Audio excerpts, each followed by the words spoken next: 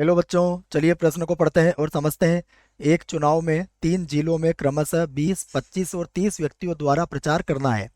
यदि 75 व्यक्ति प्रचार के लिए उपलब्ध हो तो वे कितने प्रकार से विभिन्न जिलों में भेजे जा सकते हैं। प्रश्न को हल करने से पहले प्रश्न के लिए हम मुख्य अवधारणा लिख लेते हैं। तो प्रश्न की मुख्य अवधारणा जिसकी सहायता से हम इस प्रश्न को हल करेंगे।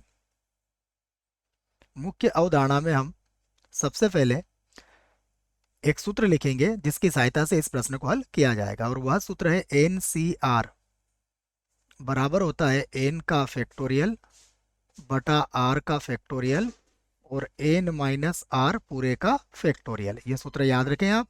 यहाँ जो n का फैक्टोरियल यह प्रथम n प्राकृत संख्याओं के गुणनफल को व्यक्त करता है, ये याद रखें आप। अब ये तो हमने मुख्य अवधारणा लिख ली। अब मुख्य अवधारणा के बाद हम इस बात को समझेंगे कि हमें और क्या क्या दिया हुआ है। तो देखो, चुनाव में 3 जिले हैं हमारे पास, और उसके बाद कुल व्यक्ति कितने हैं? 75। तो सबसे पहले हम कुल व्यक्तियों को यहाँ पर लिख लेते हैं। तो व्यक्तियों की संख्या, इस बात को पहले लिख लेते हैं हम। व्यक्तियों की संख्या, व्यक्तियों की संख्या हमें दी गई है 75। उसके बाद 3 जिलों में, 3 जिलों में प्रचार के लिए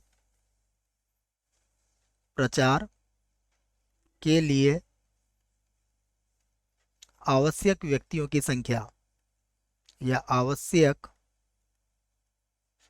व्यक्ति क्या क्या है हमारे पास? 20, या क्रमशः भी लिख लेंगे बच्चों, थोड़ा ठीक लगेगा। व्यक्ति, आवश्यक व्यक्ति क्रमशः, यहाँ पर लिख लेते हैं हम क्रमशः कितने चाहिए हमें? 20, उसके बाद 25 तथा 30 चाहिए, जैसा कि प्रश्न में कहा गया है। अब हम क्या करेंगे, देखिए हमें कुल व्यक्ति हमारे पास कितने हैं? कुल व्यक्ति हमारे पास 75 है, और यहाँ पर भी कितने व्यक्ति देखेंगे आप? तो 20, 25 और 30, ये भी 75 ही हो जाएंगे बच्चों। इसका मतलब सभी व्यक्तियों का प्रयोग यहाँ पर किया जाएगा। तो अब हम क्या करते हैं, यहाँ पर लिख लेते हैं कुल विधियों की संख्या या फिर कुल विधियाँ। हम यहाँ पर अच्छे से ज्ञात कर लेंगे। तो कुल विधियाँ, कुल विधियाँ, देखिए कुल विधियाँ क्या हो जाएगी उसको समझिएगा आप। सबसे पहले हम 75 व्यक्तियों को रखेंगे हमारे पास, और 75 व्यक्ति में से हम कोई 20 व्यक्ति का चुनाव करेंगे। तो 75 में से 20 व्यक्तियों का चुनाव करने के तरीके कितने होंगे? 75 C 20, फिर गुणा। अब 20 व्यक्ति कम हो जाएंगे तो हमारे पास अब कितने बचेंगे? अब बचेंगे 55 व्यक्ति, और 55 में से अब हम 25 व्यक्तियों के लिए चुनाव करेंगे। 25 व्यक्तियों को बुलाएंगे एक तरीके से प्रचार के लिए। उसके बाद 25 व्यक्ति भी कम हो गए।